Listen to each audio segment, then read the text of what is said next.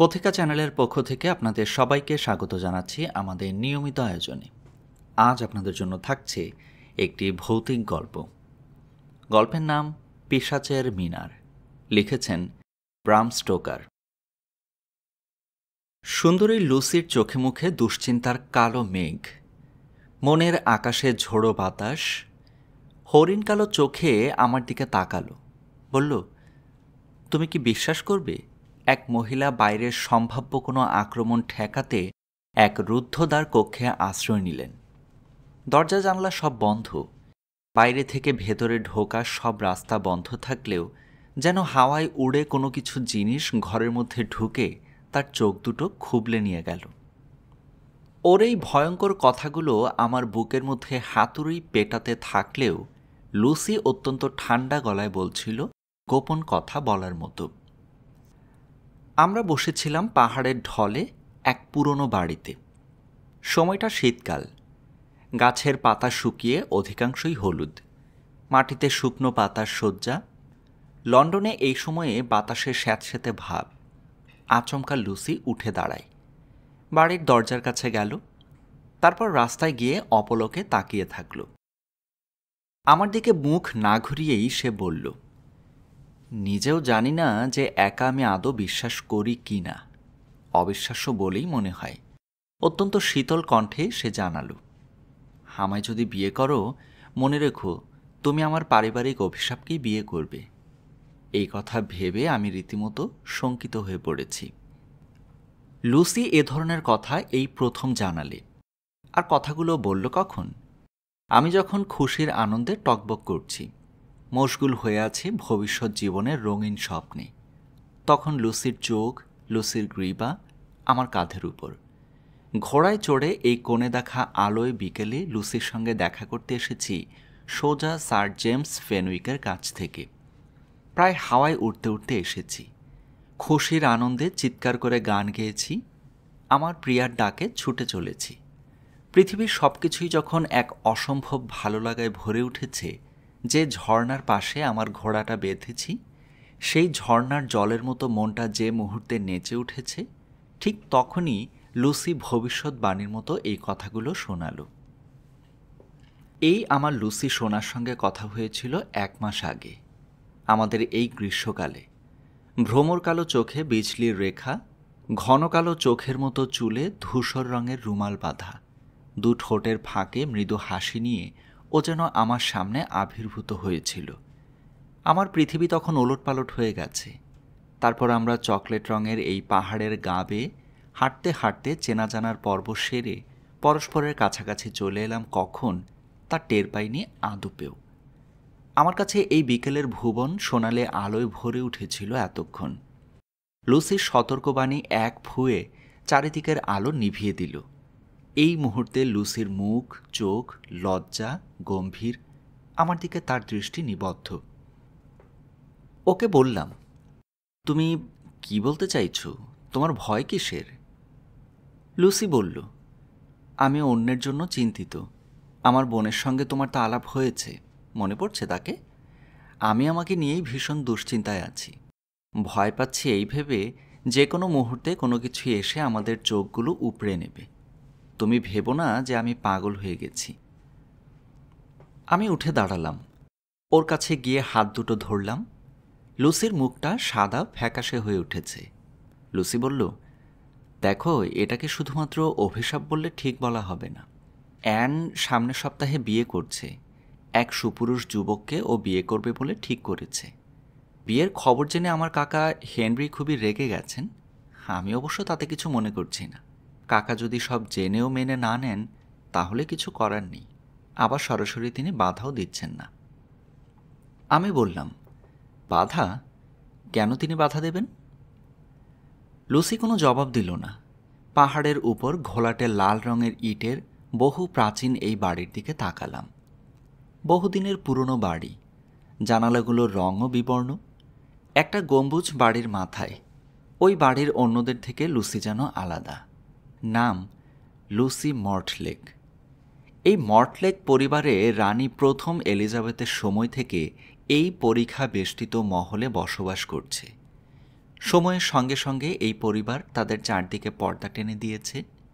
বহির্জগতের সঙ্গে তাদের যোগাযোগ খুবই ক্ষীণ। বন্ধু স্যার জেমস ফেনউইকের সঙ্গে এক রাতে ওদের বাড়িতে নৈশভোজ করেছিলাম। তখনই লুসির সঙ্গে আমার প্রথম পরিচয়। মোমবাতির আলোয় ডিনার খেয়েছিলাম। লুসি ছাড়া সেখানে আরও 4 জন ছিল। লুসির বোন অ্যান খুবই শান্ত এবং স্বল্পবাক। কাকিমা কেটি নাকুচু কালো মহিলা, যেন কোনো পুরনো তৈলচিত্রের মূর্তি। 18 বছরের খুড়তুতো ভাই রিচার্ড। তবে সেই রাতে চোখে পড়েছিল হেনরি মর্টলেককে। মোটাসোটা সবসময় ঘামছিলেন, মৃদু কণ্ঠস্বর, মোটা হাতের থাবায় কাঠবাদাম ভেঙে মুখে দিতে দিতে হাসছিল। আমার কথার জবাব না দিয়ে লুসি বলল, আজ থেকে 7 দিন পরে অ্যান বিয়ে করছে। যাক, হেনরির কথা অনুযায়ী আজ বিকেলে অ্যানের উপর সেই অচেনা আক্রমণকারীর হামলা হওয়ার কথা। তুমি কি চুপ করবে? কম্পিত লুসির কাঁধ দুটো 2 হাতে ধরে ঝাঁকানি দিতে দিতে বললাম, এই জায়গা তোমার মন বিষিয়ে দিয়েছে। আমি তোমাকে নিয়ে কি করব সেটা কি মন দিয়ে একটু শুনবে? তাহলে শোনো, ঘোড়ার পিঠে তোমাকে চড়িয়ে এখান থেকে সোজা নিয়ে যাব লেডি ফেনউইকের কাছে। তাদের বিশেষ ব্যবস্থা আছে। আগামীকাল আমি আর ফেনউইক এখানে এসে তোমার কাকাকে বলবো যে আমি তোমার পানি প্রার্থী। লুসি তাকালো ভেজা চোখে। ওর শরীরটা তখনও থরথর করছে। বলল, ঠিক আছে, তোমার কথাই মেনে চলব। তবে মন দিয়ে আমার কয়েকটা কথা শোনো। এটা কোনো গল্প কাহিনী নয়, বাস্তব ঘটনা। এটা কোনো অভিশাপ নয়। ঘটনাটা ঘটেছিল 50 বছর আগে। এই ঘটনার সাক্ষী এমন মানুষ এখনও বেঁচে আছেন। তারা শপথ নিয়ে সে কথা বলবেনও। ঠিক আছে, আমাকে বলো। বললাম ওকে। ওই গম্বুজটা দেখছো? ওই চূড়ার মতো গম্বুজের মাথায় একটি ঘর আছে। ইটের ওই ঘরটায় একটা চেয়ার, একটা টেবিল ছাড়া আর কিছুই নেই। একটা দরজা এবং একটা জানলা। ওই জানলার গরাদ অত্যন্ত মজবুত। রাস্তার এই দিকে ওই জানলার নিচে 60 ফুট মসৃণ ইটের গাঁথনি। বাইরে থেকে জানলায় ওঠার কোনো সুযোগই নেই। ঘটনাটা ঘটে 1886 সালের জুন মাসে। এলেন আমার ঠাকুরদার বোন। বিয়ের 1 সপ্তাহ আগে এলেন মর্টলেক এরকম বিকেলে ওই ঘরে গিয়েছিলেন একা।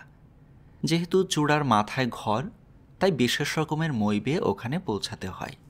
ছাদের সঙ্গে জোড়া দরজা, খুবই শক্তপোক্ত ব্যবস্থা। মই ছাড়া ওখানে ওঠা যায় না। যাই হোক, এলেন মই বেয়ে ওই ঘরে পৌঁছলেন। ঘরে ঢুকে ভেতর থেকে দরজা বন্ধ করে দিলেন, খিল লাগালেন। ওই ঘরটা তখন নিশ্ছিদ্র দুর্গের মতো। ঘরের ঠিক নিচে 4 জন অত্যন্ত বিশ্বাসভাজন লোক সদা সর্বদা তীক্ষ্ণ দৃষ্টি রেখেছে, যাতে বাইরে থেকে কোনো কিছুই ভেতরে ঢুকতে না পারে। এলেন ঘরের মধ্যে ঢোকার 10 মিনিটের মধ্যে তার আর্তচিৎকার শোনা গেল। টেবিল ওল্টানোর শব্দ এলো। 4 জন প্রহরী মই বেয়ে ঘরের দরজার খিল ভেঙে ভিতরে ঢুকে দেখল এলেন ঘরের মাঝখানে মেঝেতে পড়ে আছে। চোখ দুটো উপড়ানো, চোখের কোটর থেকে মণি দুটো বাইরে বেরিয়ে ঝুলছে। কোনো কথা বলতে পারেননি তিনি। আতঙ্কের চাপে কয়েক মিনিটের মধ্যে তার মৃত্যু হয়। লুসি কথা বলছিল খুবই আস্তে। ও যে কথা বলছে ঠোঁট নাড়া দেখেই শুধু বোঝা যাচ্ছে। ওর দৃষ্টি আমার মুখের উপর। বলল, ভাবছ পুলিশকে খবর দেওয়া হয়েছিল কি না? হ্যাঁ, থানায় খবর দেওয়ার পর পুলিশ এসেছিল। তারা কি খুঁজে পেয়েছিল? এলেন ছাড়া ওই ঘরে কেউ ছিল না। ঘরের মধ্যে কোনো লুকোনোর জায়গাও ছিল না। ঘর থেকে বাইরে বের হওয়ার একমাত্র দরজা ভিন্ন অন্য কোনো গোপন দরজা বা পথ ছিল না। এলেনের চোখ উপড়ে নেওয়ার মতো কোনো অস্ত্র ঘরে পাওয়া যায়নি। টেবিল চেয়ার টুকরো করে ভেঙে পুলিশ দেখেছিল কোনো হাতিয়ার পাওয়া যায় কিনা। না, কিছুই পাওয়া যায়নি। তন্ন তন্ন করে খোঁজা হয়েছিল। জানালা ছিল বন্ধ। জানলা দিয়ে 60 ফুট নিচু থেকে একটা মাছি পর্যন্ত উড়ে আসা কঠিন। জানো টম, কোনো মানুষের পক্ষে এই খুন করা সম্ভব ছিল না, তবু এই খুন হয়েছিল। যতটা সম্ভব গলার স্বর স্থির রেখে বললাম, তাহলে তুমি বিশ্বাস করো একটা অভিশাপই এ কাজ করেছে? ওই মহিলা একা ওই ঘরে ঢুকে কি করছিলেন? লুসি জবাব দিল, ওই অভিশাপ কিংবা কিংবদন্তিতে বিশ্বাস ছিল না তার।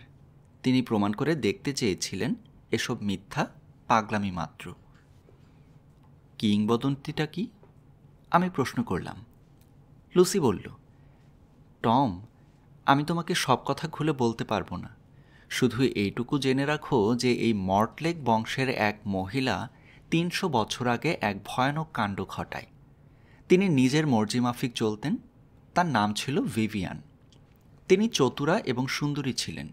তার পরিবারে এমন ব্যক্তির সঙ্গে তার বিয়ে ঠিক করেছিল যে ভিভিয়ান তাকে ঘৃণা করতেন। ভিভিয়ান তাকে খুন করেছিলেন, এমনভাবে তাকে মেরেছিলেন যে প্রাণ থাকতে থাকতেই একটি কাক ওই লোকটির চোখ দুটি উপড়ে নিয়েছিল। আমি বললাম, বলে যাও, আমি তোমার কথা শুনছি। দাও, তোমার হাতটা আমার হাতে দাও, এতে তোমার কথা বলা সহজ হবে। মৃত্যুর আগে সেই ব্যক্তি বলেছিলেন ভিভিয়ান যদি বিয়ে করে তাহলে বিবাহের 7 দিন আগে তিনি আসবেন। সেই অন্তিম ক্ষণের দৃশ্য দূরে ওই চূড়ায় ঘরের জানলা থেকে ভিভিয়ান দেখেছিলেন। বিয়ে ঠিক হলো তার। বিয়ের ঠিক 7 দিন আগে একটা কাক এসেছিল। গভীর দীর্ঘশ্বাস ছেড়ে লুসি বলল, অনেকে বলে থাকে ভিভিয়ান দেখেছিলেন কবর থেকে সে উঠে আসছে। এরকম বিকেলের কোণে দেখা আলোয় তার চোখের গর্ত থেকে রক্ত ঝরছে। এক ঝাঁক বড় মাপের কাক তাকে ঘিরে আছে। যাই হোক, ভিভিয়ান মর্টলেক তারপরে চোখ দুটো হারিয়েছিলেন, যন্ত্রণায় পাগল হয়ে গিয়েছিলেন। আমার দিকে মুখ ঘুরিয়ে লুসি বলল, এই হলো কাহিনী টম, হেসো না।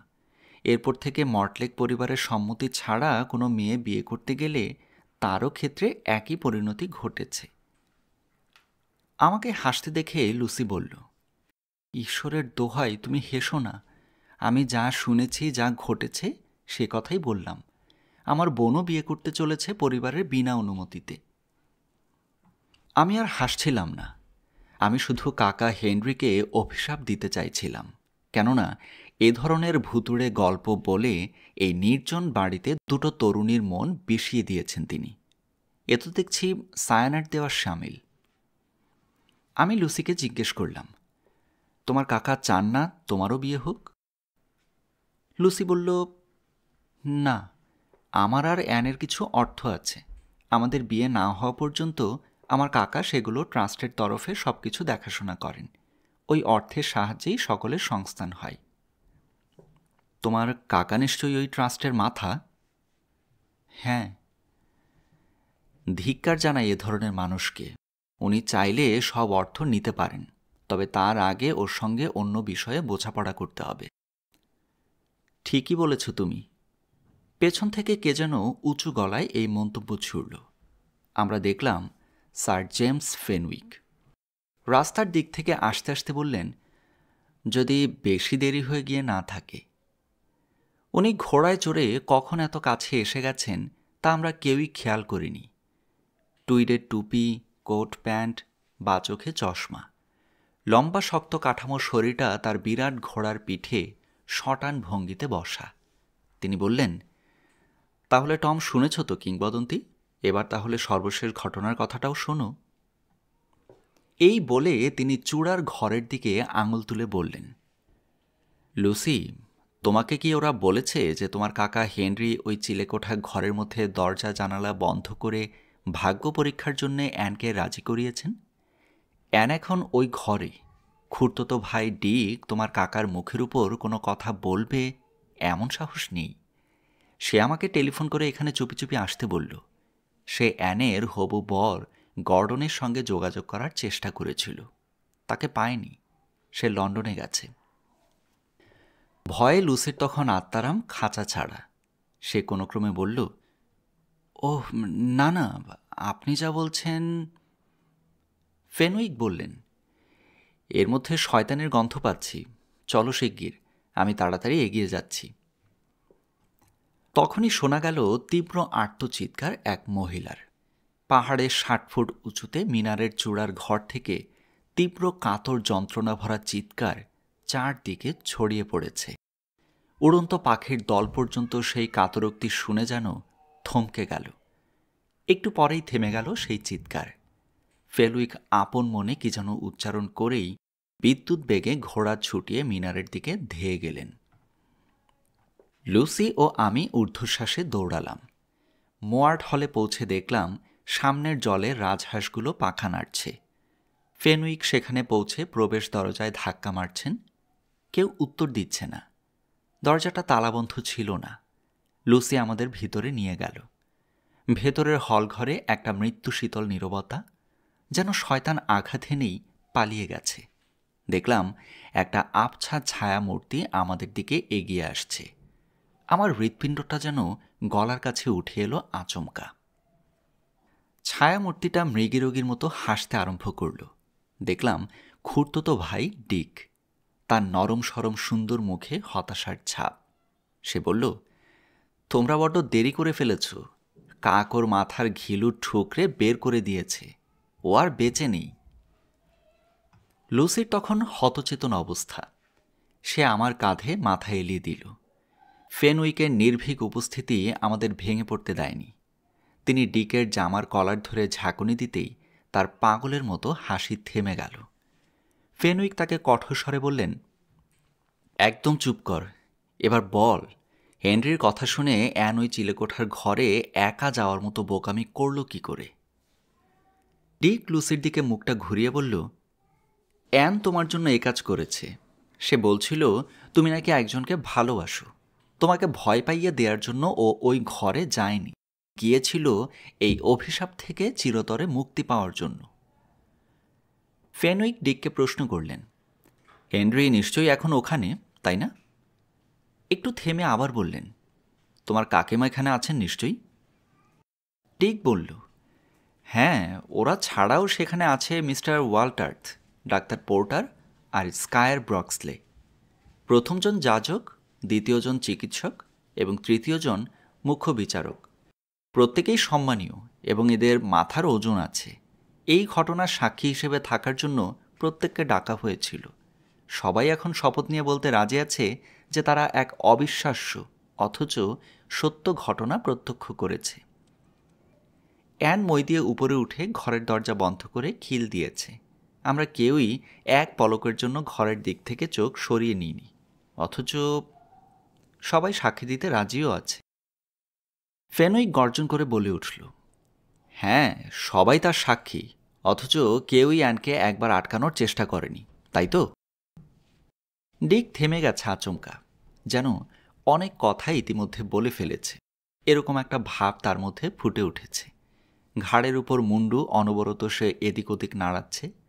অস্ফুট স্বরে সে বলল, ওয়াল্টার্স চেষ্টা করেছিল আটকানোর, কিন্তু অ্যান শোনেনি। ডাক্তার পোর্টার বলেছিলেন যত সব মূর্খামি। ব্রিক্সলে প্রচুর মদ্যপান করেছিলেন, তাই তিনি হ্যাঁ কিংবা না কোনো কিছুই বলেননি। অ্যান উপরে চলে গেল। আমি সহ্য করতে পারছিলাম না। ও আমাকে খুব বিশ্বাস করত। নিঃশ্বাস ফেলে রিচার্ড বলল, আপনারা বরং উপরে যান। পাথরের ঘোরানো সিঁড়ি বেয়ে আমরা 2 মিনিটের মধ্যে সেই ঘরে ঢুকলাম, যেখানে প্রত্যক্ষদর্শীরা উপস্থিত রয়েছেন। অভিশপ্ত ঘরের নিচে এই ঘর, একটা মই লাগানো আছে। চিলেকোঠা ঘরের দরজাটা ভাঙা। ঘরের মধ্যে দাঁড়িয়ে টের পেলাম উপরের ঘরে পায়চারি ও ফিসফিস স্বরে কথা বলার শব্দ। নিচে এই ঘরটা চৌকো। সাদা ঘষা কাচে সূর্যাস্তের আলো পড়ে রক্তাভ দেখাচ্ছে। ওক কাঠের কালো রঙের আসবাবপত্র, রূপোর বাতিদানটা চকচক করছে। একটা টেবিলের ধারে বসেছিলেন কাকিমা কেটি মর্টলেক, হেনরির স্ত্রী। তার হাত দুটো ভাঁজ করা একসঙ্গে। এই ঘটনা যে তার মনে কোনো রেখাপাত করেনি সেটা স্পষ্ট বোঝা যায়। পশ্চিম দিকের জানলার কাছ থেকে হেনরি বললেন, খুব দুঃখের ঘটনা, বুঝলে লুসি? প্রিয় লুসি, তোমাকে অত্যন্ত দুঃখের সঙ্গে জানাতে হচ্ছে যে তোমার হতভাগ্য বোন আর বেঁচে নেই। আমি তাকে সতর্ক করেছিলাম, কিন্তু সে শোনেনি। আসলে সে বোকা আর মাথা গরম ছিল। সে স্বেচ্ছায় এই পথ বেছে নিয়েছিল। বিশাল বপু হেনরি খোলা জানলার সামনে দাঁড়িয়েছিলেন। মুখে অস্তগামী সূর্যের লাল আভা, চোখ দুটো জলজলে। মুখে তার মিটমিটে হাসি। তিনি কাঠবাদাম খাচ্ছিলেন। আমি দেখলাম এক হাতে যখন তিনি কাঠবাদাম ভাঙছিলেন, তার হাতের নখগুলো কালো। তিনি নিজেকে উদাসীন রাখার চেষ্টা করছিলেন। কাকিমা কেটি তার স্বামীর সঙ্গে সুর মিলিয়ে বললেন, চলে গেল। স্যার ফেনউইক অত্যন্ত ধীর গলায় বললেন, মর্টলেক, আমি কিসে বিশ্বাস করি তা তোমার ভালোই জানা আছে। এই মুহূর্তে এখন সেটা খোলাসা করে বলবে। তাকে কথা শেষ করতে না দিয়ে হেনরি বললেন, হ্যাঁ হ্যাঁ, তুমি বলো তোমার কিসে বিশ্বাস আছে, তারপর আমি তোমার বিরুদ্ধে মানহানির মামলা আনব। আদালত আমাকে কয়েক লক্ষ টাকা পুরস্কার পাইয়ে দেবে তোমার জরিমানা করে। কি কেটি, আমার ভাইজি অ্যান আমার নির্দেশ অমান্য করে বিয়ে করার সিদ্ধান্ত নিয়েছিল, তার জন্যে সে শাস্তি পেয়েছে। আমার কোনো দোষ নেই। এটা মানুষের ধারণার বাইরে যে একটা বন্ধ ঘরে কি করে সে খুন হলো। উপস্থিত প্রত্যক্ষদর্শীরা বলবেন আমি ওদের চোখের সামনে থেকে একবারও আড়াল হইনি। একটু থেমে মুচকি তির্যক হেসে মৃদু গলায় হেনরি বললেন, তুমি যে সে লোক নও, তুমি হলে কিনা ভারতীয় পুলিশের প্রাক্তন গোয়েন্দা প্রধান জেমস ফেনউইক। এই অপ্রাকৃতিক ভোজবাজি সম্পর্কে কিছু আলোকপাত করতে পারো কিনা একবার চেষ্টা করে দেখতে পারো। কিন্তু একথাও স্পষ্ট শুনে রাখো, তুমি যা ইঙ্গিত করতে চাইছো সেরকম কিছু করলে আমি সোজা আদালতের দ্বারস্থ হয়ে তোমাকে উলঙ্গ করার ব্যবস্থা করব। মনে থাকে যেন। হুঁশিয়ারি দেওয়ার সঙ্গে সঙ্গে হেনরির ব্যঙ্গ হাসি ফেনউইকের মুখে যেন চাবুক মারল। রাগে গড়গড় করে তিনি তার হাতের ঘোড়ার চাবুক মুঠিতে শক্ত করে ধরলেন। পর মুহূর্তেই নিজেকে সামলে নিলেন। হেনরির উদাসীন চোখের চাউনি আমাকে এক ঝলক জরিপ করে নিল। মজার সুরে তিনি বললেন, এখন শুনছি আমারও মতে আমাদের পরিবারে নাকি আরও বিয়ে হতে চলেছে। এক আমেরিকান যুবক আমাদের ছোট্ট লুসির সঙ্গে প্রেম করছে। আমি কি সবিনয়ে তোমাকে সতর্ক করতে পারি যে লুসির দুটো সুন্দর চোখ। আমার হাতে ঘোড়ার চাবুকটা জড়ানো ছিল। চাবুকের বাঁটটা মুঠোয় ধরে এক পা এগোতেই আমার হাতটা ফেনউইক চেপে ধরে বললেন, নো, এই ভুলটা করো না। দেখছো না উনি চাইছেন উত্তেজিত করে তোমাকে ফাঁদে ফেলতে। হেনরির চোখে চোখ রেখে আমি বললাম, হ্যাঁ, আমি লুসিকে বিয়ে করতে চাই। আপনার কোনো আপত্তি আছে? খানিকটা থতমত খেয়ে হেনরি বললেন, আমি আমি না না, আপত্তি কেন? তুমি ঠিক বুঝবে না আমার ভয়টা কোথায়। তোমরা আমেরিকান, তোমাদের পিতামহ কিংবা পূর্বপুরুষ সম্পর্কে কোনো আগ্রহ নেই আমার। এই মেয়েটি এক গভীর সংকটের মুখে দাঁড়িয়ে আছে। ওর ধমনীতে যে রক্ত প্রবাহিত হচ্ছে, এই বংশের সঙ্গে জড়িয়ে আছে যে অভিশাপ, সেটাই ওর ভবিতব্য। ও যদি আমাদের ইচ্ছার বিরুদ্ধে কোনো কাজ করে, তার ফল। আমি মনে করি তার কোনো সুযোগ নেই, দৃঢ় গলায় বললাম আমি। লুসি এতক্ষণে মুখ খুললেন, বলল, আমি উপরে যাচ্ছি অ্যানকে দেখতে। ও আমার জন্যই এ কাজ করেছে। লুসি তরতর করে মই বেয়ে উপরে উঠতে লাগল। আমরা পেছনে।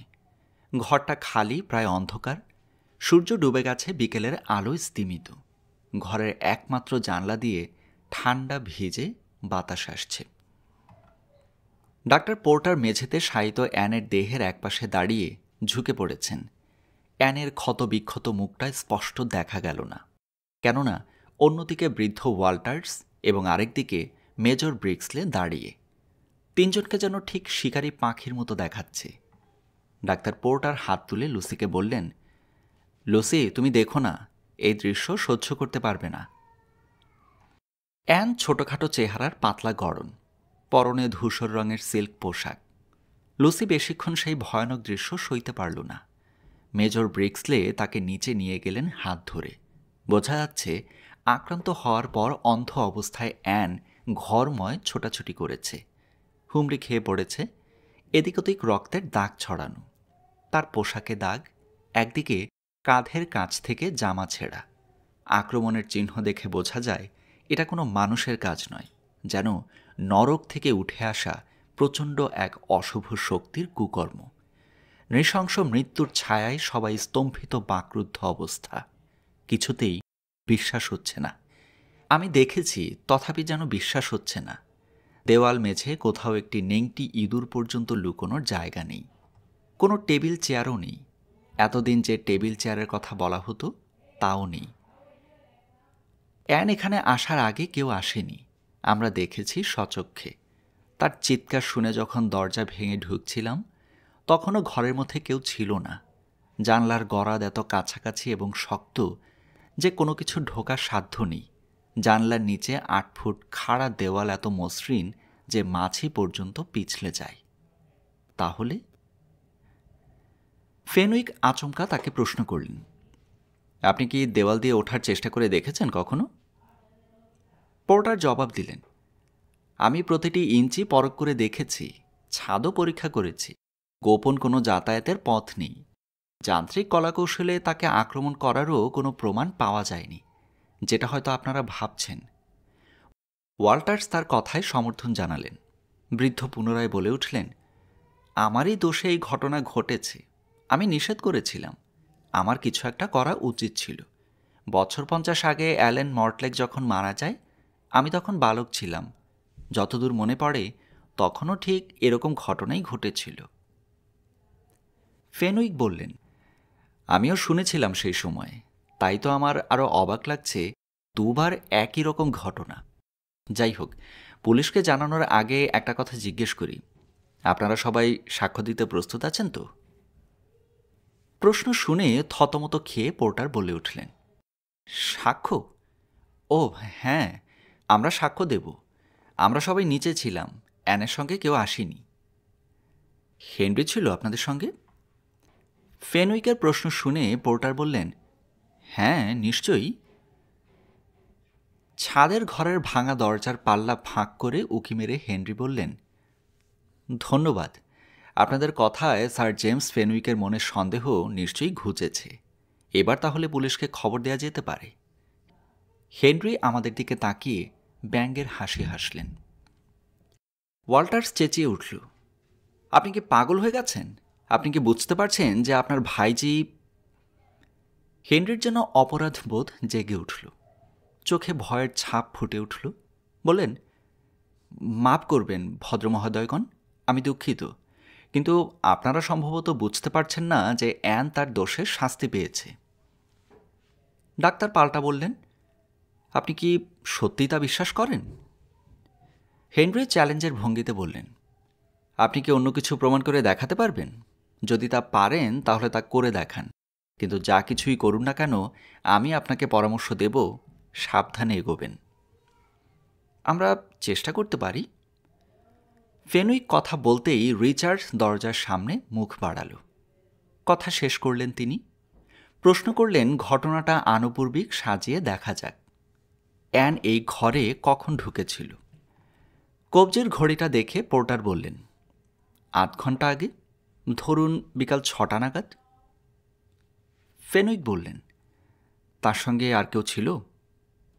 পোর্টার বলল, না, এখানে কেউ না, তবে। ফেনউইক বলল, হ্যাঁ বলুন। অ্যান যখন ওই মই চড়ছিল সেই সময় রিচার্ড মইয়ের কয়েক ধাপ চড়ে অ্যানকে ফিসফিস করে কিছু যেন বলছিল। এ কথা শোনা মাত্র তরুণ রিচার্ডের মুখ কাগজের মতো সাদা হয়ে গেল। প্রচণ্ড ঘাবড়ে গিয়ে চেঁচিয়ে বলল যে, আমি কিছুই বলিনি, আমার দিকে ওভাবে তাকাবেন না সবাই। আমি অ্যানকে সাহায্য করতে চেয়েছিলাম, তাকে বলেছিলাম, ভয় পেও না, আমি তোমার সঙ্গে আছি। স্যার জেমস ফেনউইককে অবিলম্বে এখানে আসার জন্য টেলিফোন করেছি। তার কথার মাঝে হেনরি মন্তব্য করলেন, ও, এই কারণে আমাদের মহামান্য প্রতিবেশী এখানে এসেছেন? ফেনউইক পোর্টারকে প্রশ্ন করলেন, রিচার্ড কি অ্যানের সঙ্গে একসঙ্গে উপরে এসেছিল? পোর্টার বলল, না। ফেনউইক বলল, অ্যান উপরে ওঠার আগে আর কেউ কিছু তাকে বলেছিল? পোর্টার ইতস্তত করে বললেন, হেনরি বলছিলেন যদি রুপার্ট ও তার পোষা কাকেরা ওই রাস্তা দিয়ে আসে, অ্যান তাহলে তুমি। ফেনউইক বলল, ও কথার অর্থ কি? উনি কি বলতে চেয়েছিলেন? হেনরি মাথা নেড়ে মুখে হাসি এনে বললেন, আমি বলছি। এরপর তিনি জানালার কাছে গেলেন। নাটকীয় ভঙ্গিতে জানালার লোহার গরাদ হাতের মুঠিতে চেপে ধরে আমাদের দিকে চোখ পিটপিট করে বললেন, এটা একটা দারুণ গল্প। আপনাদের মধ্যে কেউ কেউ হয়তো গল্পটা শুনেছেন। 1621 সালের কথা। এখনকার আধুনিক কাক নয়, তখন কাকদের যুদ্ধের সময় ব্যবহার করা হতো। রুপার্ট হেনরি ভিভিয়ান মর্টলেককে বিয়ে করতে চেয়েছিলেন। ভিভিয়ানকে তার পরিবার হুকুম দিয়েছিলেন রুপার্টকে বিয়ে করার, কিন্তু শয়তানির প্রতিমূর্তি ভিভিয়ান তাকে ঘৃণা করত। এমনকি রুপার্ট যে তার প্রতি নিবেদিত প্রাণ ছিলেন তার জন্যও সে বুকে অসীম ঘৃণা পুষে রেখেছিল। ভিভিয়ান রুপার্টকে দেখা মাত্রই অসভ্যের মতো চিৎকার করত, বলতো, তুমি কি আমার পেছন পেছন ঘুরতে ক্লান্ত হবে না কখনো? রুপার্ট জবাব দিতেন, ভালোবাসার 4টে মুখ আছে, অনেকটা দিক নির্ণয় যন্ত্রের মতো। তুমি যেখানেই যাও সেই ভালোবাসা কাঁটার মতো আমাকে সেখানে টেনে নিয়ে যায়। তুমি আমাকে কখনো কোথাও লুকিয়ে যেতে পারবে না, এ কথা নিশ্চিত জেনো। সেই অহংকারী হিংস্র মহিলা রুপার্টকে কি করলো জানেন? একদিন রাতে তিনি যখন পাহাড়ের নিচে ভুট্টা ক্ষেত দিয়ে বাড়ি ফিরছিল, তখন লোকজন লাগিয়ে তাকে উলঙ্গ করে সারা শরীর ব্যান্ডেজে মুড়ে দেয়। জীবন্ত মমির মতো তখন তার অবস্থা, চোখ আর নাকটি শুধু খোলা। তারপর তাকে কম্বল, খড় আর কাঠ দিয়ে বেঁধে কাকতাড়ুয়ার মতো মাঠের মধ্যে ঝুলিয়ে দেয়া হয়। বিশ্বের সমস্ত মানুষ যদি তার পাশ দিয়েও হেঁটে যায়, তাহলে তাকে স্রেফ কাকতাড়ুয়া ভিন্ন কিছুই ভাবতে পারত না। তার শরীরের যে অংশ একটু আধটু উন্মুক্ত হয়েছিল, সেই জায়গা ছুরি দিয়ে কেটে দিয়েছিল। রক্ত ঝরতে দেখে কাকের দল ভিড় করবে এবং খুবলে খাবে তাকে। হয়েছিলও তাই। পরদিন এই চিলেকোঠার ঘরে জানলার ধারে বসে ভিভিয়ান উল বুনতে বুনতে গান গাইতে গাইতে সেই নারকীয় দৃশ্য উপভোগ করেছিল। যথারীতি কাকের দল এসে ঠুকরে ঠুকরে শেষ কাজটুকু করে। 2 দিন ওই অবস্থায় রুপার্ট বেঁচে ছিলেন বলে শোনা যায়, কিন্তু কেউ টের পায়নি। কাকেরা ঝাঁক বেঁধে যখন তার মাথা খুবলে খাচ্ছিল, তখন কালো পেঁজা জীবন্ত তুলোর মতো দেখাচ্ছিল তাকে। 2জন চাষির ছেলে প্রথম এটা দেখতে পেয়েছিল। কাকদের তাড়িয়ে রুপার্টকে নিচে নামানো হয়। তখন অবধি রুপার্ট বেঁচে ছিলেন কোনো ক্রমে, শেষ নিঃশ্বাস ছাড়ার অপেক্ষায় ছিলেন। তখনও কেউ ঘুণাক্ষরে টের পায়নি এই জঘন্য কাজের জন্য ভিভিয়ানই দায়ী। মৃত্যুর আগে তিনি মেলোডি মর্টলেককে বলেছিলেন, ভিভিয়ান যদি বিয়ে করে তাহলে বিয়ের 7 দিন আগে তিনি আসবেন তার সঙ্গে দেখা করতে। ভিভিয়ান তখন বুঝবে যে মৃত্যুরও 4টে মুখ আছে। দীর্ঘ নিঃশ্বাস ছেড়ে হেনরি গলা বাড়িয়ে বললেন, আপনারা এর সত্যটা অস্বীকার করতে পারেন। আপনারা কি সবাই অন্ধ যে বুঝতে পারছেন না? আলো ঘরকে আলোকিত করে, এ কথা যেমন সত্য, তেমনি শয়তানের অস্তিত্বও সত্য।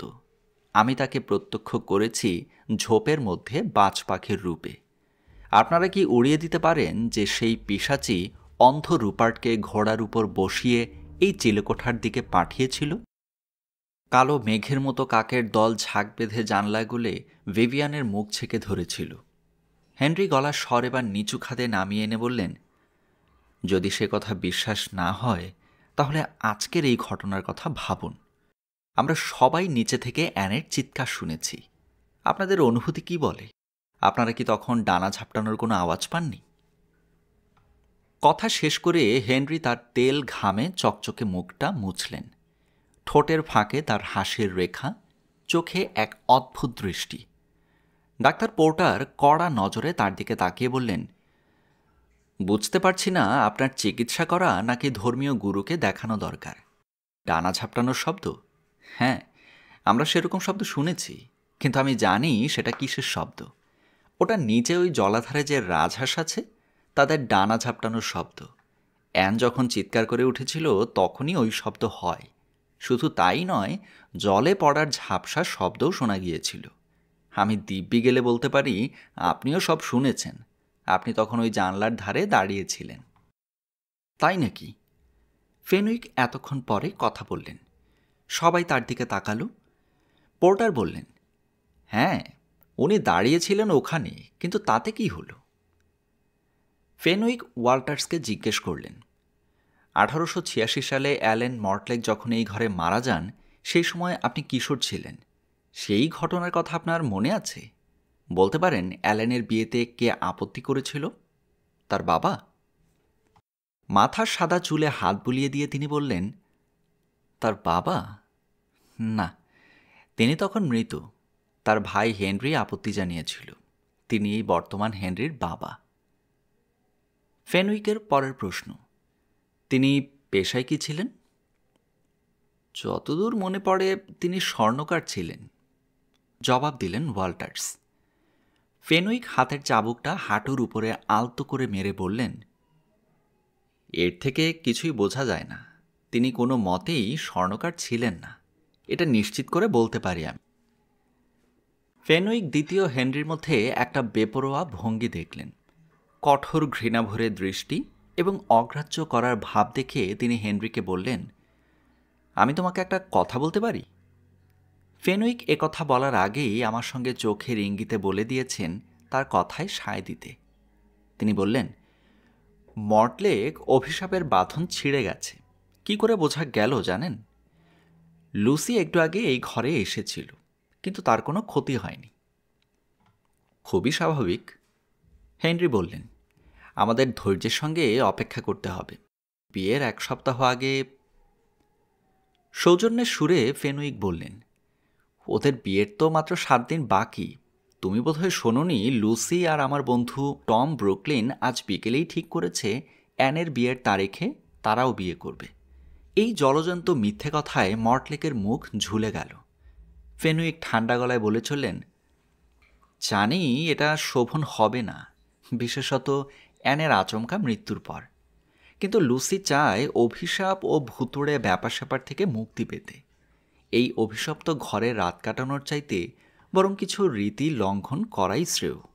হেনরি, তুমি এবং তোমার ভূতের দল এই সিদ্ধান্তের কথা জানো না। তোমার বাড়ির ছাদের নিচে এই শেষ রজনী কাটাবে লুসি। এখন আমি বিদায় নিচ্ছি। ফেনুইক এই কথা শেষ করে মই বেয়ে নিচে নামতে উদ্যত হলেন। আমিও তাকে অনুসরণ করলাম। হেনরি মুখ বাড়িয়ে বললেন, বন্ধু, আমার শেষ কথাটা শুনে যাও। যদি চাও তো আমাকে সর্বদা নজরে রাখার জন্য পুলিশ পাহারার ব্যবস্থা করতে পারো। লুসিকে দরজা বন্ধ করে রাখতে পারো, প্রহরী রাখো তার জন্য। তবু তারা আসবে লুসিকে আঘাত করবার জন্যে। তবে হ্যাঁ, মিস্টার ব্রুকলিন, জবাব দিও না, চলে এসো। আমার হাত ধরে টেনে নিয়ে চললেন ফেনউইক। পেছনে হেনরির কুটিল হাসি কানে এলো। মিনারের সিঁড়ি বেয়ে নিচে নেমে ফেনুইক আমাকে বললেন, ঈশ্বর আমার সদয় হন টম। আমার ধারণা হেনরি তার কথা অক্ষরে অক্ষরে পালন করবে। আপনি বলছেন লুসি? আমি প্রশ্ন করি। হ্যাঁ, ফেনুইক জবাব দিলেন। কিন্তু মানুষ কখনো অলৌকিক ঘটনা ঘটাতে পারে না। দৃঢ়স্বরে বলি, কালো জাদু কি ওর নখদর্পণে? শয়তানকে খুশি মতো ডেকে আনবেও। সবার চোখের সামনে উপস্থিত থেকে একটা বদ্ধ ঘরের মধ্যে সে কাউকে খুন করতে পারে না। এ কাজ অসম্ভব যদি না সাক্ষীরা মিথ্যা কথা বলে।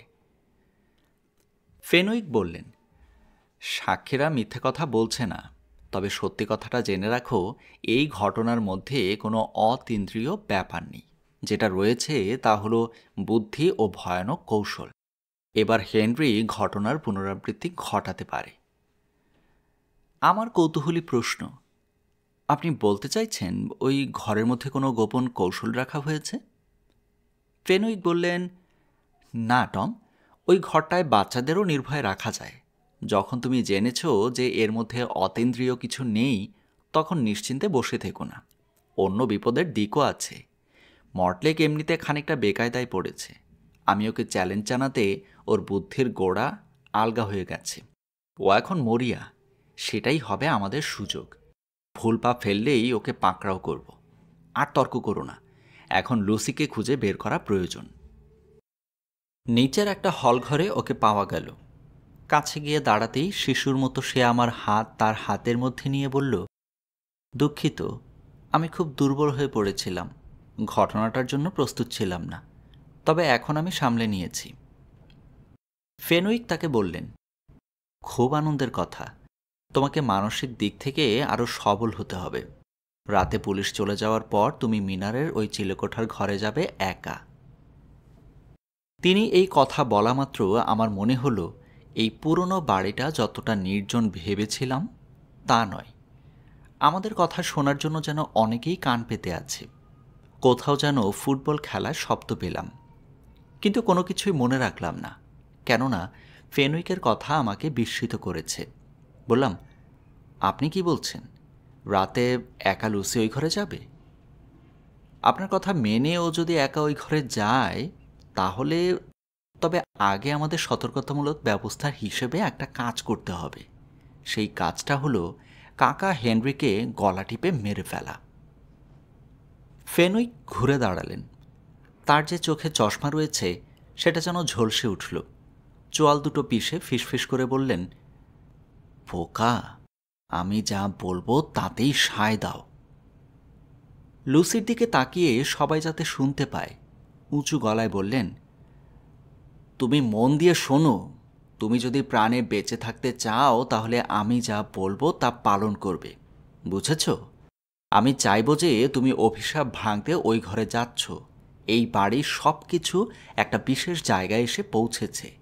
ওই ঘরের জানলা দিয়ে দূরে ফেনুইক মহল দেখতে পাবে। আপনার বাড়ি? লুসির প্রশ্ন। হ্যাঁ, আমার বাড়ি, ফেনুইক বললেন। আমি চাই তুমি রাত 11টায় ওই ঘরে যাবে। তার মধ্যে পুলিশ চলে যাবে। তারপর তুমি নিরাপদ। কোনো আলো সঙ্গে নেবে না, বুঝেছ? কিন্তু সঙ্গে অস্ত্র নেবে। এখানে পৌঁছে আমার সংকেতের জন্য অপেক্ষা করবে। ঠিক 11টায় আমার বাড়ির পূর্ব দিকের সর্বোচ্চ জানলায় আলো দেখতে পাবে। অনড় হয়ে দাঁড়িয়ে থাকবে, বুঝবে কিছু একটা ঘটতে পারে। দুটো আলো দেখলে বুঝবে আমার পরিকল্পনা ভেস্তে গেছে। তৎক্ষণাৎ তুমি ঘর থেকে বাইরে চলে আসবে এবং সেই সময় তোমাকে কেউ বাধা দিলে পিস্তল থেকে গুলি চালাবে। একটু থেমে তিনি বললেন, জানি তোমার মনে অনেক প্রশ্ন ভিড় করেছে। জানি তুমি যেরকম বিপদে পড়েছ তাতে অন্য কেউ হলে এতক্ষণে ভেঙে পড়ত। আমার উপর আস্থা রাখো। তবে আমি কখনোই বলবো না তুমি অন্ধের মতো আমাকে বিশ্বাস করো। যদি না আমি সব জানতাম। এটাই একমাত্র পথ তোমাকে অন্ধকার থেকে বের করে আনার, বুঝেছ? লুসি বলল, হ্যাঁ, আমি পারবো। পারতেই হবে আমাকে। আমার বোন আমারই জন্য প্রাণ বিসর্জন দিয়েছে। এখন বলুন কি করতে হবে। ফেনুইক নিচু স্বরে বললেন, এখানে নয়, বাইরে। দুজনেই চলো তাড়াতাড়ি। বাইরে এসে আমি বললাম, আমাদের কথা কিন্তু কেউ আড়ি পেতে শুনেছে, জানেন নিশ্চয়ই? ফেনুইক বলল, জানি, আমি তো তাই চাইছিলাম। লুসি বলল, তাহলে কি আমাদের পরিকল্পনা পাল্টে ফেলা হবে? ফেনুইক বলল, মোটেই না। যা বলেছি সেভাবেই করবে। শুধু একটা সংযোজন হবে। তুমি টমকে বাড়ির কোথাও লুকিয়ে রাখবে, পারবে তো? আর টম, তুমি লুসি যাওয়ার ঠিক 15 মিনিট আগে লুকিয়ে ওই মিনারে পৌঁছে যাবে। কোনো আলো জ্বালবে না, ঘড়িও দেখবে না। যদি সব কিছু ঠিকঠাক চলে, দেখো, তোমরা ওই দিকে তাকাও। জলাশয়ের দিকে আঙুল তুলে দেখালেন তিনি। দেখলাম জলের উপর সাদা রঙের কি যেন ভাসছে, একটা গলাকাটা রাজহাঁস। লুসি বলল, কেউ যেন গলা কেটে দিয়েছে। হেনরি কাকা রাজহাঁসগুলোকে খুবই ভালোবাসেন, প্রত্যেকের নামও দিয়েছেন। ফেনুইক বললেন, 3 নম্বর প্রমাণ পাওয়া গেল। প্রথম প্রমাণ সূর্য, দ্বিতীয় হেনরির বাবা স্বর্ণকার ছিলেন এবং তৃতীয় মৃত রাজহাঁস। ওর নাম কি? বিচার? তাহলে ওই তাকে ফাঁসিতে ঝোলাবার ব্যবস্থা করবে। লুসি আমাকে ছোট্ট লাইব্রেরির মধ্যে লুকোবার ব্যবস্থা করে দিয়েছে। এখানে দুজন চাকরের কেউই আসে না। লুসির মুখ ভয়ে সাদা হলেও ঠোঁটের হাসি মিলায়নি। সে তার দায়িত্ব পালন করতে গেছে। সঙ্গে নিয়েছে 22 বোরের ব্রাউনিং পিস্তল। কাছের শহর পোন্টার্ক থেকে পুলিশ এসেছে অ্যানের মৃত্যুর তদন্ত করতে। লুসি চলে যাওয়ার পরে একা অন্ধকারে উদ্বেগ নিয়ে সময় গুনছি। না পারছি ধূমপান করতে, না পারছি নড়াচড়া করতে। হলঘরের ঘড়িতে 10:30টার ঢং শব্দ হতেই তৈরি হয়ে নিলাম। আরও 5 মিনিট কাটিয়ে হাতড়ে হাতড়ে এগোতে লাগলাম অন্ধকারের মধ্যে। যত এগোচ্ছি মিনারের দিকে, বুকের কাঁপুনি ততই বাড়ছে। পাছে কারোর চোখে পড়ে যাই, এই ভয়েই কাঁটা হয়ে আছি। কিছুক্ষণের মধ্যে মিনারের সিঁড়ি পেয়ে গেলাম। 2 সেকেন্ড পরে মিনারের নিচের ঘরে পৌঁছলাম। জানি না লুসি এখন কোথায় এবং কি করছে। বাইরে হঠাৎ বৃষ্টি নেমেছে। ঘরের খোলা জানলা দিয়ে বৃষ্টির ছাট আসছে। মনে হচ্ছে এই বৃষ্টি ফেনুইকের বাড়ি থেকে আলোর সংকেত দেখার ব্যাপারে গোলমাল বাঁধাবে। একটু পরে শুনতে পেলাম মইয়ের দিকে কেউ যেন আসছে। বৃষ্টির জন্য পায়ের শব্দ হালকা মনে হচ্ছে। একটা ছায়া এগিয়ে এলো, চিলেকোঠার দরজাটা খুলল। টম, লুসির ফিসফিস গলা। আমি বললাম, ঘাবড়িও না, সব কিছু ঠিক হয়ে যাবে। লুসি বলল, মিনারের সিঁড়ি অবধি কেউ যেন আমাকে অনুসরণ করে এসেছে। বৃষ্টি আরও ঝেপে নামল। তা সত্ত্বেও নিচের ঘরের মধ্যে কেউ একজন হেঁটে গেল, তার শব্দ স্পষ্ট বোঝা যাচ্ছে। যেই আসুক, সে কিন্তু তার উপস্থিতি লুকোতে চাইছে না। আশ্চর্য, মতলব কি তার? আগন্তুকের পায়ের শব্দ জোর হলো আরও। সে মই দিয়ে উঠে আসছে। লুসিকে ঘরের কোণে সরে দাঁড়াতে ইঙ্গিত করলাম। দরজা দিয়ে একটা মুখ উঁকি দিল। বিদ্যুৎ চমকের আভায় লুসিকে সিটিয়ে যেতে দেখলাম। দরজার চৌকাঠে দাঁড়িয়ে আগন্তুক ফ্যাসফ্যাসে স্বরে বলল, সব ঠিক আছে। লুসি, তুমি কি এখানে? আমি সব শুনেছি, জানি। স্যার জেমস আমাকে বলেছেন। আমি ডিক। দূর থেকে লুসি বলল, তুমি কি চাও? তুমি কি জানো না? আমি তোমাকে সাহায্য করতেই এসেছি। এই বৃষ্টিতে তুমি দূরের ওই আলোর সংকেত দেখতে পাবে না যদি তুমি... এই কথা বলে সে কালো রঙের একটা বাইনোকুলার বাড়িয়ে ধরল। রাতে দূরের জিনিস তাতে স্পষ্ট দেখা যায়। এবার তুমি সব কিছু দেখতে পাবে। কথা শেষ করল ডিক। ধন্যবাদ ডিক, তাড়াতাড়ি দাও। লুসি উত্তেজিত কণ্ঠে বলল, 11টা বেজে গেছে। ঠিক তখনই আমার ডান দিকে অন্ধকার ভুরে ছোট্ট অথচ তীব্র আলোর রেখা এসে পড়ল ডিকের মুখে। ডিকের তখন হতভম্ব অবস্থা।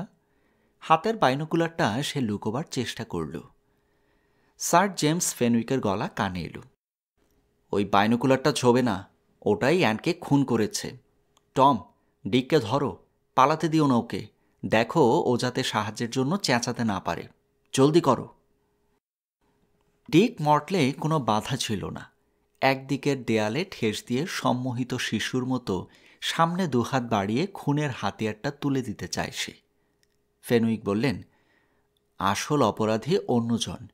শয়তান চূড়ানির আজ্ঞা এই তরুণ পালন করছে মাত্র।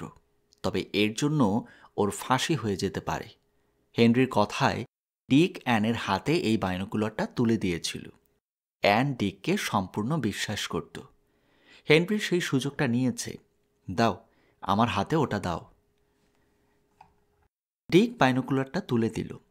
রোগা ডিকের তখন বিধ্বস্ত অবস্থা।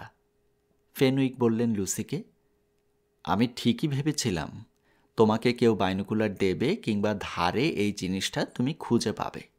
দূরের জিনিস দেখার জন্য তুমি এটা চোখে দিলে দেখবে যে সব ঝাপসা লাগছে। তখন তুমি কি করবে? স্বচ্ছ দেখার জন্য বাইনোকুলারের মাঝখানের চাকাটা আঙুল দিয়ে ঘুরিয়ে ঠিক করবে, তাই না? ঝাপসা দেখার কারণ কি? এর চাকায় বন্দুকের ট্রিগারের মতো ব্যবস্থা আছে। কম্প্রেসড এয়ারগানের কৌশলে তৈরি এটা। চাকাটা ঘোরালেই লেন্সের ভেতর থেকে 1.5 ইঞ্চি লম্বা ক্ষুরধার ইস্পাতের ফলা বের হয়ে দুটো চোখ এফোর ওফোর করে দেবে। এটাই হচ্ছে তোমাদের অভিশাপের পাকা বন্দোবস্ত। লুসি দুর্বল চিত্তের মেয়ে নয়। তা সত্ত্বেও ফেনুইকের মুখে তার কাকার ষড়যন্ত্রের নেপথ্য কাহিনী শুনে তার নিঃশ্বাস যেন আটকে আসছে। ঠোঁট ফাঁক করে মুখটা হাঁ হয়ে গিয়েছে। ফেনুইক থামলেন না। গম্ভীর স্বরে বললেন, এই নারকীয় হত্যালীলার চমকপ্রদ অংশ হল খুনি যন্ত্রটাকে অদৃশ্য করার কৌশল। দরজা বন্ধ, ভেতরের লাশ। উপস্থিত সাক্ষীদের সামনে খুনি কি করে বাইনোকুলার সরাবে? অথচ না সরাতে পারলে সব পরিকল্পনাই বানচাল হয়ে যাবে। কিংবদন্তির প্রথম সুযোগ নিয়েছিলেন প্রথম হেনরি। তিনি পেশায় ছিলেন স্বর্ণ ব্যবসায়ী। চশমা তৈরির কাজ তিনি জানতেন। বুদ্ধি খাটিয়ে ফন্দি এঁটে 50 বছর আগে নিজের বোনকে হত্যা করে স্বার্থ সিদ্ধি করেছিলেন এইভাবে। ফেনুইকের কথা সবাই দম বন্ধ করে শুনছে। তিনি বলে চললেন এই ঘরের জানলা দিয়ে অ্যানের মতো তাকেও বলা হয়েছিল ঘোড়ায় চড়ে অশরীরী রূপার্ট আসছে কিনা দেখতে। দূরের জিনিস দেখার জন্য হয় তার হাতে বাইনোকুলার তুলে দেওয়া হয়েছিল, নয় জানলার ধারে ফেলে রাখা হয়েছিল। যেমন এবারে মই বেয়ে ওঠার সময় অ্যানকে ডিক ফিসফিস করে বলেছিল জানলার ধারে বাইনোকুলারটা রয়েছে। ওই সময় পশ্চিম দিকের জানলা দিয়ে অস্তগামী সূর্যের আলো এসে পড়ে, তাই দূরের জিনিস দেখা যায় না। অন্যদিকে আমাকে বলা হয়েছিল দ্রুত আসার জন্য। ঘোড়ায় চেপে আমি আসব ওরা জানত। লুসি বলল, অ্যান আপনাকেই দেখেছে? ফেনুইক বললেন, হ্যাঁ, দূরের ঝাপসা মূর্তিটা স্পষ্ট করে দেখার জন্য বাইনোকুলারটা জানলার 3 ইঞ্চি গরাদের ফাঁক দিয়ে গলিয়ে দেখাই স্বাভাবিক। সেই সময় ইস্পাতের ফলাটা যখনই চোখে বিদ্ধ করবে, তৎক্ষণাৎ হাত থেকে সেটা গিয়ে পড়বে 60 ফুট নিচের জলাশয়ে, যেখানে রাজহাঁসের দল ঘুরে বেড়ায়। ডানা ঝাপটানোর আওয়াজ, ঝপার শব্দ, মরা হাঁস সবই ছকে বাঁধা পরিকল্পনা অনুযায়ী ঘটেছে। বাইনোকুলারের ফলাটা হাঁসের গলাটা কেটেছে। জলে পড়ার সময় শব্দ হয়েছে। অন্য হাঁস ভয় পেয়ে ডানা ঝাপটে সরে গেছে। সঙ্গে সঙ্গে সাক্ষ্য প্রমাণও লোপ পেয়েছে।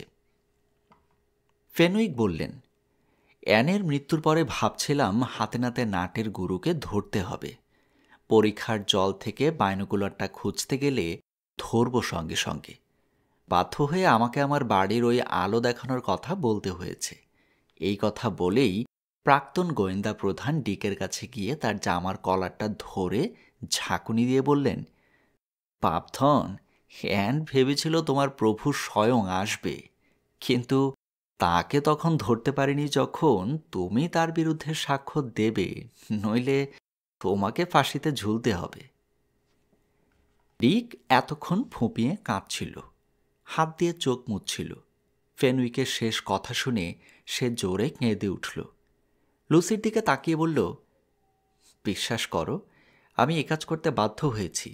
স্বীকার করছি অপরাধ করেছি আমি। কাকা একটা আস্ত উন্মাদ। আমি তার কথা মতো না চললে তিনি আমাকে শেষ করে দিতেন। বিশ্বাস করো লুসি, আমি তোমার জীবন বাঁচাতে চেয়েছিলাম। আমি তোমাকে বাঁচাবার... ফেনুইক ধমক দিয়ে তাকে থামিয়ে দিলেন। বললেন, সাক্ষীদের কাছে সে কথা খুলে বলতে হবে তোমাকে। বলো, রাজি আছো তো? ডিক বলল, হ্যাঁ। ফেনুইক বলল, তাহলে বলো তো, হেনরি সর্বক্ষণ জানলার ধারে দাঁড়িয়েছিল কেন? বাইনোকুলারটা জানলা দিয়ে গলে নিচে পড়ে কিনা সেটা দেখতে, তাই না? যদি প্ল্যান মাফিক সেটা বাইরে না পড়ে, তবে বিকল্প ব্যবস্থাও ছিল। তার পকেটে আরেকটা সাধারণ বাইনোকুলার ছিল। সেক্ষেত্রে তিনি সর্বাগ্রে মই দিয়ে উঠে ঘরের মধ্যে ঢুকে খুনি যন্ত্রটা সরিয়ে ফেলে নির্দোষ বাইনোকুলারটা রেখে দিতেন, তাই না? ডিক বলল, হ্যাঁ। ফেনুইক বলল, এসব কথা যদি তোমাকে লিখে সই করে দিতে বলা হয়, তাহলে দেবে তো? হ্যাঁ। সেই সময় আমাদের পিছন থেকে নরম অথচ ভারী গলায় কে যেন বলে উঠল, কেউ নড়বে না, প্রাণের বিন্দুমাত্র যদি মায়া থাকে। মই দিয়ে নিঃশব্দে উঠে এসেছে কখন আমরা কেউ টের পাইনি। তার হাতে ঝোলানো লণ্ঠনের আলো, টাক মাথা, ভোটকা লম্বা চেহারার উপর কালো কোট। লণ্ঠনের আলোর ছায়ায় তাকে ঠিক পিশাচের মতো লাগছে। আমি লুসিকে আমার পিছনে টেনে আড়াল করে দাঁড়ালাম। আমরা ওর চোখের দিকে সরাসরি তাকালাম। দেখলাম খুন করতে এই লোকটার হাত একটুও কাঁপবে না। লোকটির ডান হাতটা সামনের দিকে সামান্য তুলে বলল, আমার এই জিনিসটা তোমাদের জার্মানি পিস্তলের চাইতেও মারাত্মক। এয়ার পিস্তল, আমার বাবার তৈরি, পুরনো হলেও খুব কাজের। আমার বন্ধু স্যার জেমস ফেনুইক নিশ্চয়ই স্বীকার করবেন, এতে শব্দ হয় না। তোমাদের আঙুল যদি সামান্য নড়ে, তাহলে এর বুলেটটা তোমাদের এফোর ওফোর করে দেবে। দেখবে পরীক্ষা করে? আচ্ছা, দেখাই যাক।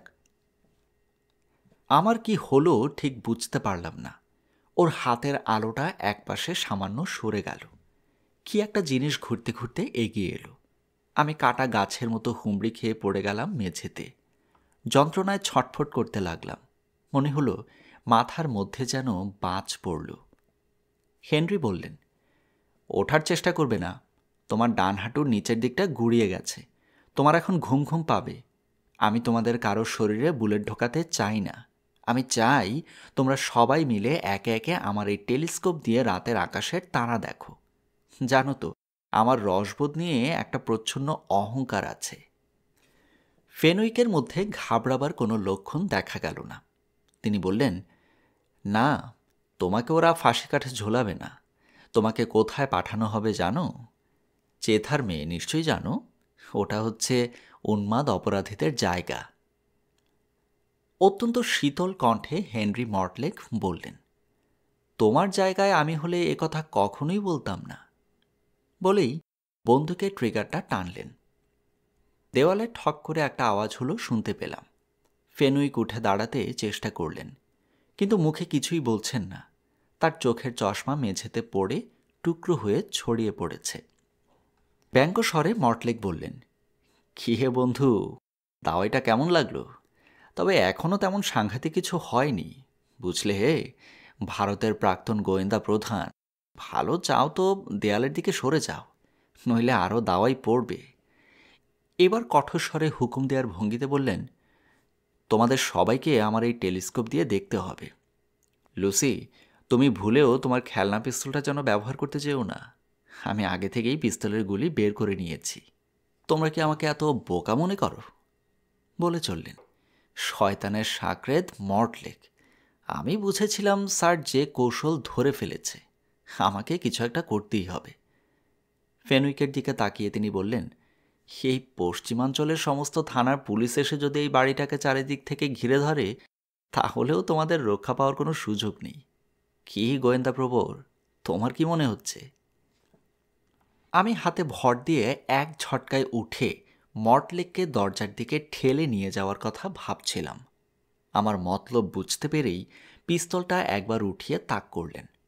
আমার হাতে এসে কিছু যেন বিঁধে গেল। যন্ত্রণায় কোকিয়ে উঠলাম।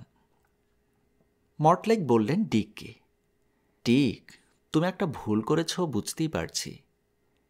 ডিক তখন প্রাণ বাঁচানোর জন্য প্রার্থনা করে চলেছে। তোমাকে আঘাত করার ইচ্ছা আমার নেই, তুমি আমার কথা শুনে চলতে রাজি আছো? ডিক বলল, হ্যাঁ। ডিককে সত্যিই ওর কথা শুনে চলতে রাজি আছে বোঝা গেল, আর ও যে এটা করবে আমরা জানতাম। মর্টলেক দাঁত চেপে ফেনউইকের দিকে তাকিয়ে প্রশ্ন করলেন, আমি একটা কথা জানতে চাই। তোমার বাড়ি থেকে আলো দেখানোর মতলব করেছ, তার কারণ কি? কি বলতে চেয়েছ? ফেনউইক বিচলিত না হয়েই জবাব দিলেন, তুমি নিজেই খুঁজে বের করার চেষ্টা করো। হেনরি মেজাজি স্বরে বললেন, ঠিক আছে বন্ধু, তোমাকে বলতে হবে না, আমি নিজেই খুঁজে বের করছি। এ কথা বলে তিনি একটা বাইনোকুলার দেখালেন। বললেন, এটা সাধারণ বাইনোকুলার, ক্ষতি করবে না, এটা দিয়েই দেখব তোমার আলো। এরপরে তিনি জানলার দিকে তাকালেন। তখনই তার বিকট চিৎকার শুনলাম। হাতের আলোটা মেঝেতে পড়ে চুরমার। অন্ধকারে কালো বস্তার মধ্যে মেঝেতে কিছু যেন গড়াগড়ি দিচ্ছে এপাশ ওপাশ, সেই সঙ্গে যন্ত্রণা ভরা কাতরোক্তি। কয়েক মুহূর্ত মাত্র, তারপর সব চুপচাপ। শুধু বাইরে থেকে বৃষ্টির শব্দ ভেসে আসছে। বুঝলাম সাংঘাতিক কিছু একটা ঘটেছে, আমরা বোধহয় বেঁচে গেলাম। তখনই কানে এলো ফেনউইকের গলা। তিনি বললেন, লুসি, ঠিক আছো তো? যাও, এবার ওর পিস্তলটা নিয়ে নাও, আর কিছু করার ক্ষমতা নেই ওর। ডিক ক্রুদ্ধ স্বরে বলে উঠল, লুসি, আমি তোমাকে বলেছিলাম তোমাকে মরতে দেব না। দেখো, আমি তোমার জীবন বাঁচিয়েছি। আজ রাতে এখানে আসার আগে ওর অজান্তে দুটো বাইনোকুলার পাল্টে রেখে দিয়েছিলাম। খুনি যন্ত্রটা ছিল ওর হাতে। আমি জ্ঞান হারাবার আগে শুধু বুঝলাম ভয়ঙ্কর একটা দুঃস্বপ্ন শেষ হলো। দেখলাম লুসি আমার দিকে দৌড়ে আসছে। গল্পের সমাপ্তি এখানেই।